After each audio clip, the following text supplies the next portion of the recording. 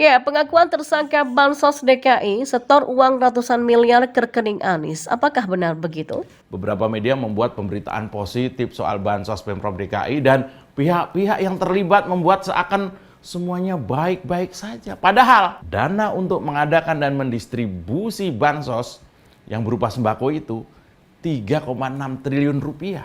Gila ini mah.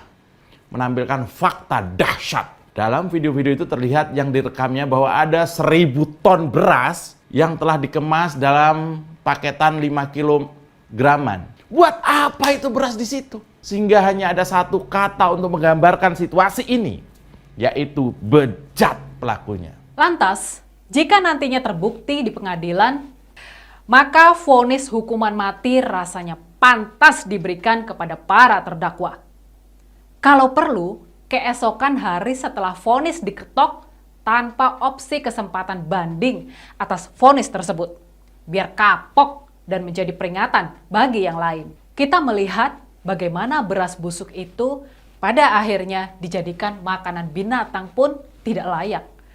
Memangnya manusia itu harganya rendah ya di mata Anies Baswedan? Kelihatannya sih memang begitu.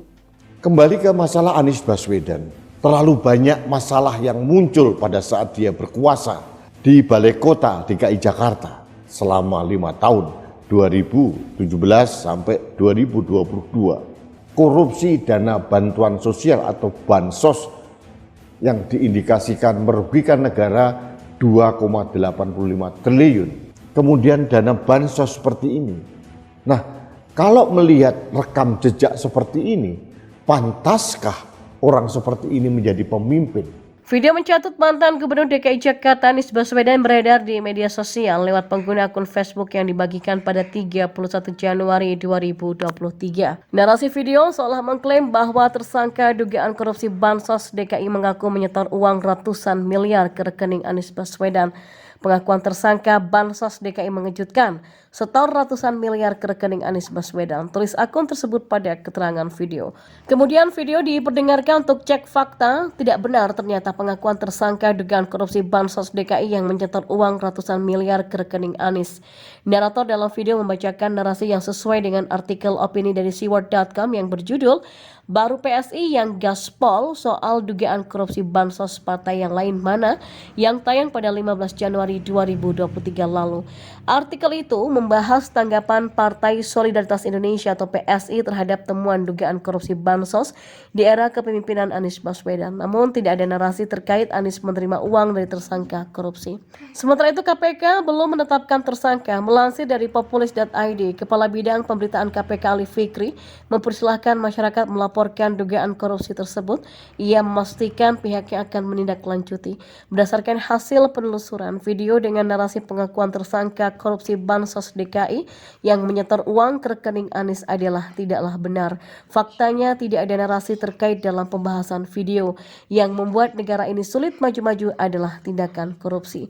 Lalu kenapa perilaku korupsi ini bisa tumbuh subur sejak di era Soeharto? Apakah memang banyak orang yang sudah terlahir sebagai mental koruptor? Ataukah mental koruptor ini sudah tumbuh bahkan sebelum era Soeharto, era company begitu, dan apakah ini harus dipelihara terus? Dan slogan-slogan pemberantasan korupsi sampai saat ini masih sekedar slogan semata. Dulu banyak yang berkampanye tentang pemberantasan korupsi sampai-sampai berkata-katakan tidak, tapi padahal korupsi. Lahirnya KPK yang diharapkan sebagai lembaga yang bisa menggerus korupsi, ternyata sampai saat ini tindakan korupsi masih tetap ramai dan sebagian para koruptor yang ketahuan ini masih tetap tersenyum seperti tak ada kesalahan yang dilakukannya. Tindakan korupsi telah melahirkan berbagai studi analisis dan ini demi untuk menemukan solusi agar korupsi tidak lagi menjadi kebiasaan di negeri ini.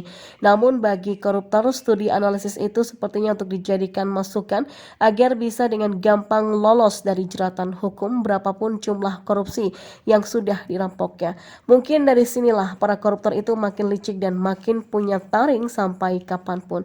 Coba perhatikan ada berapa banyak koruptor yang hanya dipenjara cuma sekitar 2 tahun Setelah itu bebas dan masih tetap kaya, dan KPK dengan kesannya hanya sebuah lembaga yang menjadi rebutan adu kuasa, sehingga ada banyak orang yang menilai kalau KPK bisa menjadi alat politik semata atau lembaga yang diperebutkan untuk adu kepentingan. Bahkan ada yang mencibir bahwa KPK tidak akan pernah mampu mengungkapkan kasus-kasus besar. Dan ketika ada dugaan korupsi di DKI yang diduga melibatkan Anies, karena sebagai gubernur DKI waktu itu KPK pun seperti mengalami kebuntuan. Dan jika sudah mengarah kepada Anies, KPK seperti mingkem berusaha untuk tidak tahu apa-apa. Apakah benar seperti itu? Ya, Anies pernah diperiksa KPK soal Formula E tahun lalu. Namun perkembangan kasus ini pun seperti ditelan bumi. Tidak ada kabar selanjutnya soal Formula E ini. Apakah benar Anies terlibat atau terlibat tapi tidak sendiri? Atau lebih baik dibiarkan bagaikan angin lalu saja? Lalu kini ada temuan baru yaitu beras rusak yang jumlahnya begitu banyak.